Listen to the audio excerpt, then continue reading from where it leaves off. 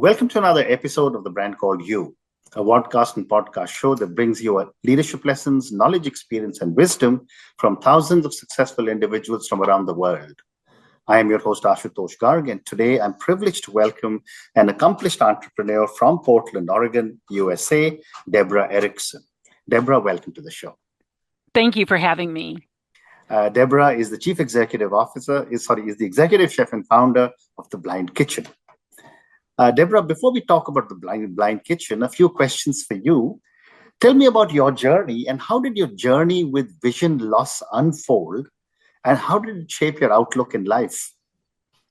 Good question. So I have retinitis pigmentosa. I am blind and I'm one of 12 children, but there was no blindness on either side of the family, no serious vision loss at all. So my parents were apparently recessive gene carriers. So three of us have this, myself and two brothers.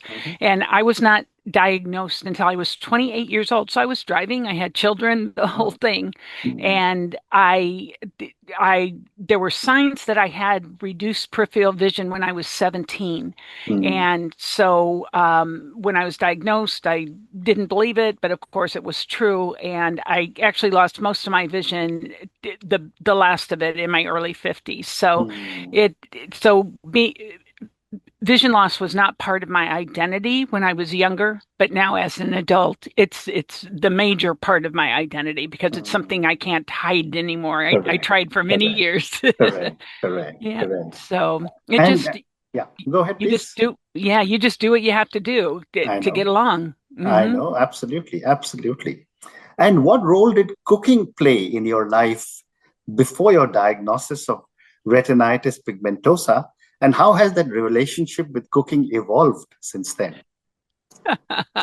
I was not a cook, not even close to a cook. I taught adults at the college level in the past, but cooking, I have two sons. The youngest one is 6'5", but I cooked from boxes and cans. You know, that if I could read directions, I could do it.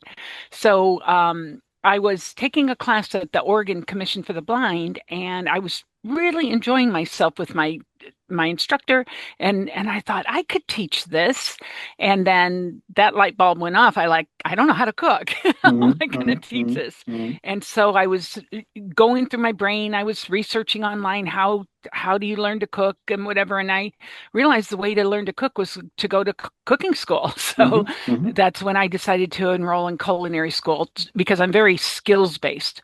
So I wanted to find out how the people that knew how to teach cooking taught it. And that changed my relationship with food. That was where I became so curious about the science of it, the history of it, the tradition of it. It just was amazing. And now I am not too proud to say I am a very good cook, but it was because of culinary school. Amazing. And who or what inspired you to persevere and reimagine what was possible despite your challenges? You know, I think it's just who I am. It's like I can't not do what I'm doing. It's not an option. I don't know how. It's just a drive in me that says this is important work. This is you enjoy doing it and you get paid for it. How can I go wrong? Amazing. So Deborah, let's talk about the Blind Kitchen. What was the inspiration to start the Blind Kitchen? And was there a turning point that sparked the idea? There was a turning point. So I graduated from culinary school in June of 2019 and went immediately to work teaching at the Commission for the Blind, teaching legally blind adults how to cook. And I thought that's what I would do until I retired. But then March of 2020, COVID hit. And it took a long time for the world to kind of figure out what was safe, what wasn't safe. It was an odd time. So I was sent home for a year and a half. And during that time, I started, when I was in culinary school, learning, week 1, eggs, week 2, desserts, week 3, proteins. You just go through. You don't have much time. I was busy solving problems. How am I going to do this for a practical? How am I going to do this? Because I had to compete with the other students. But now I had a year and a half to really gather it and organize it and put it all together.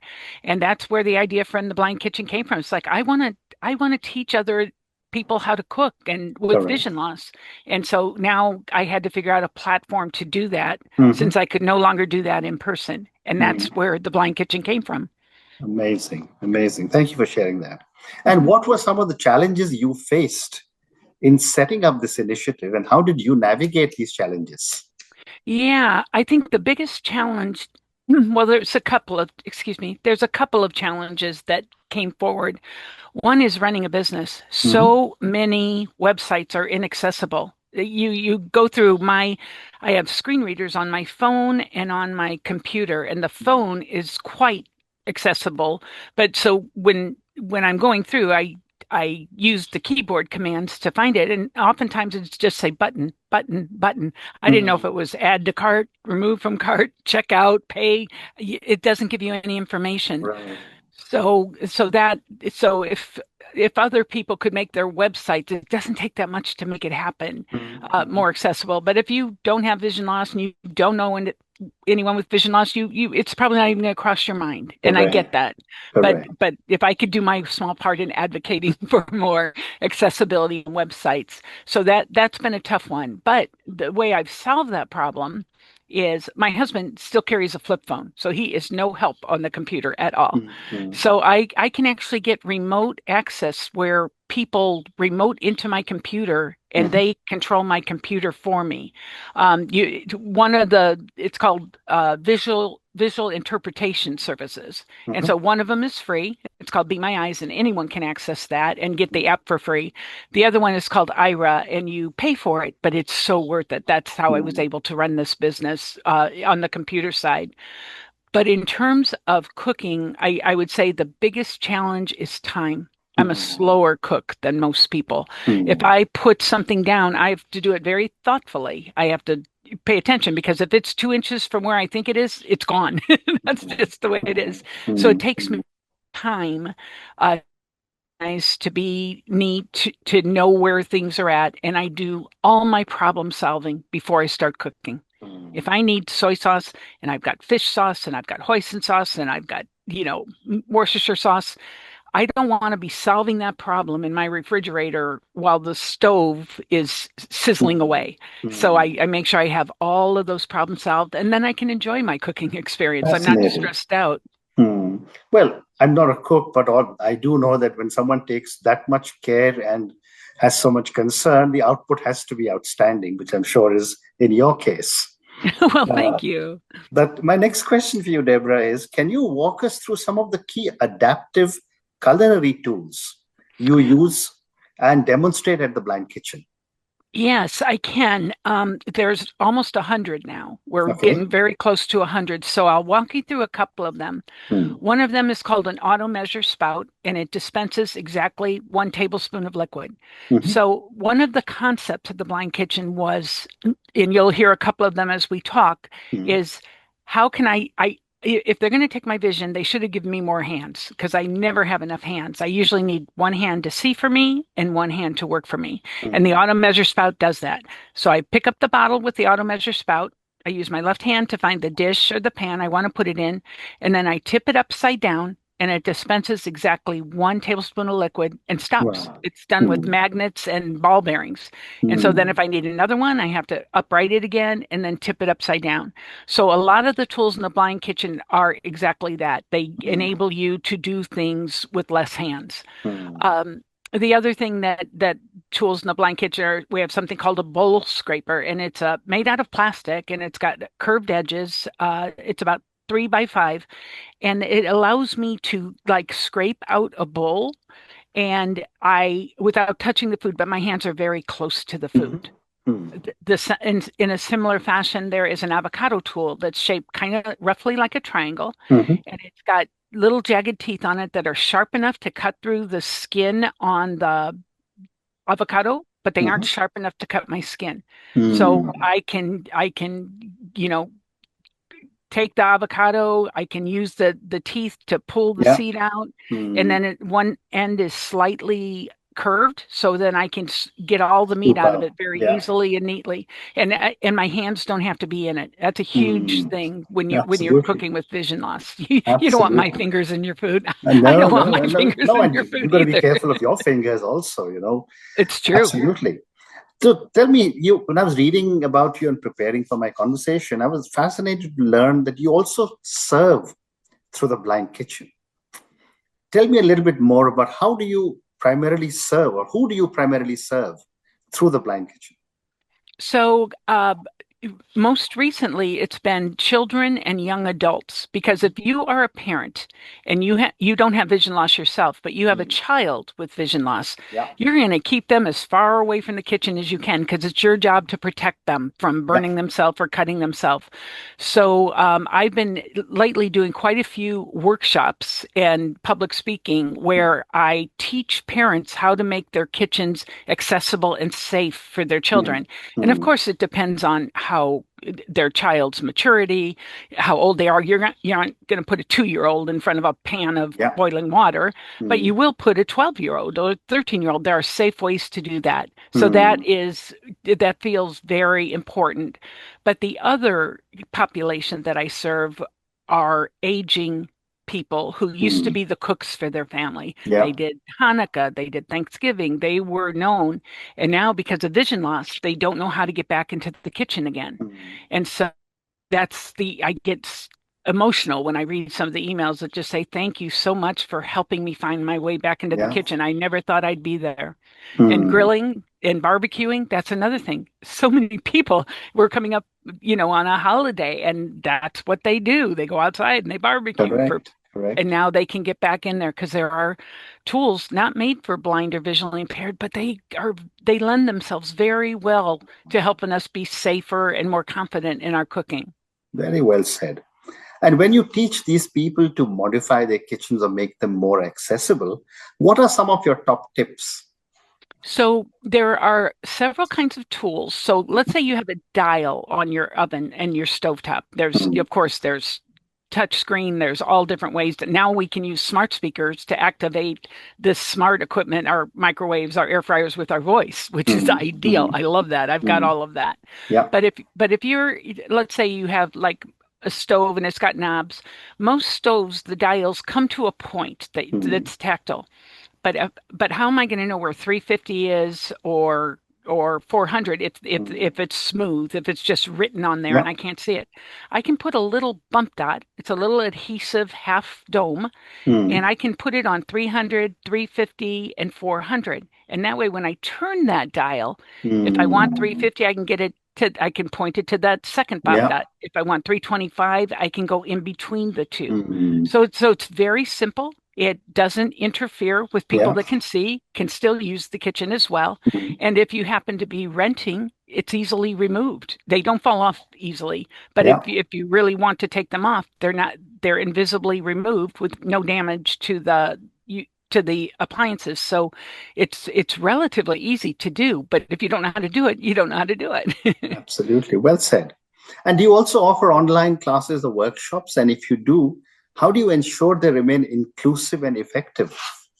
I do not. You have come up with the exact challenge. My insurance company, they're not going to allow me to teach you cooking on your end, even though if you go to a store and you buy a knife and you go home and cut yourself, you can't sue the store. Right. But somehow, if I'm encouraging you to use that knife that you bought at the store, that I can. So at this point in time, I'm not able to. But with my audio described videos on my website, and we'll go back to the parents, you can watch.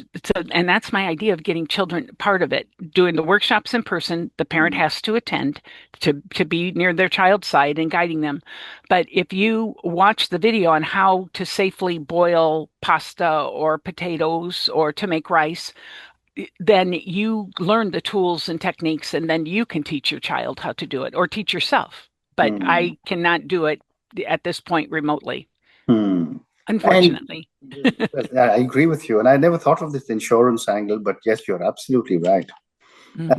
My next question for you, Deborah, is what role does independence and confidence play in the mission of the Blind Kitchen?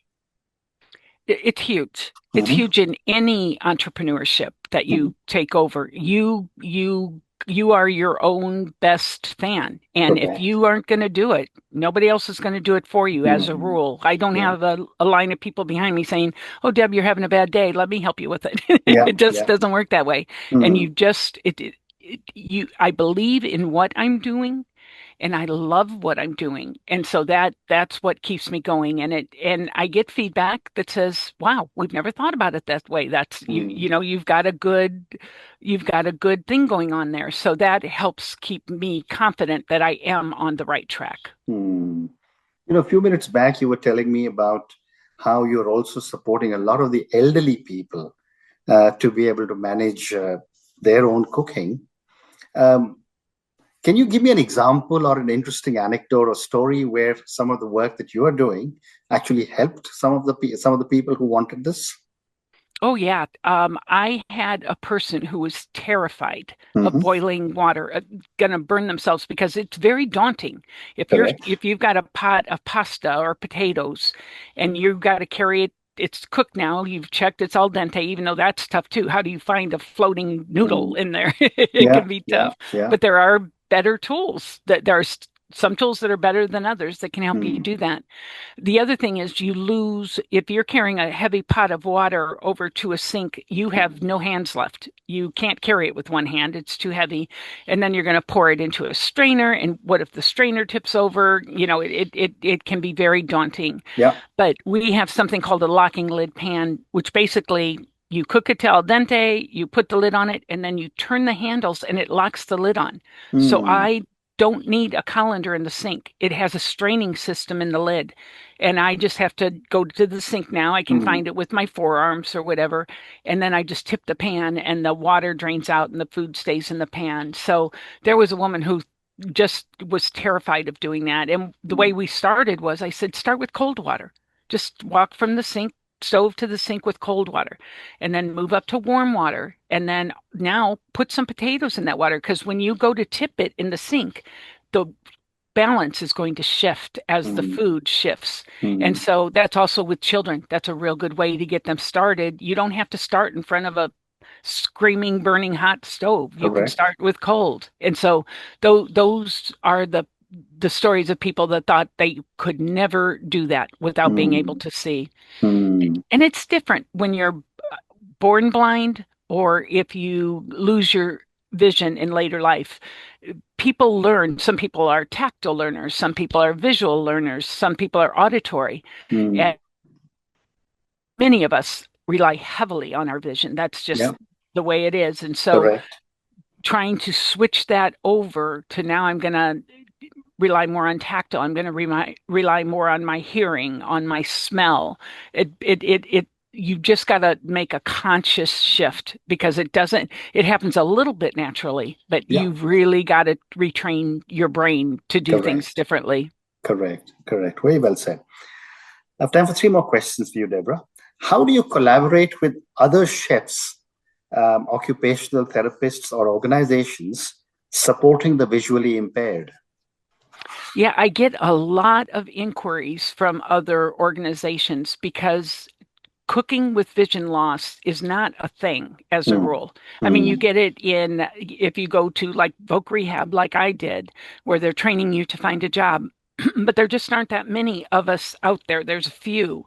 And so I'm actually going to be doing a training in the state of Washington Mm. where I'm going to train the people that go into it's called independent living. So it's Mhm. people that have vision loss, but they don't want to go back to work. So they Mm. aren't entitled to the same training that people who their goal is to be employed.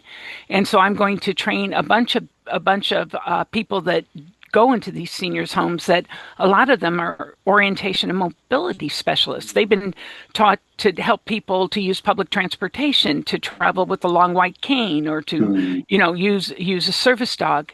But they've really never been trained on how to teach people to cooking. But Correct. if I go into your house, you have vision loss, you're going to say, how can I do my laundry? How can I cook? How can I pay my bills? Those are the questions you're going to ask, not just about and you'll need cane skills as well, depending on your level of vision. So I'm going to be training those people the very basics of cooking with vision loss, because if you haven't been trained in it, it's hard to go into someone's home and help them.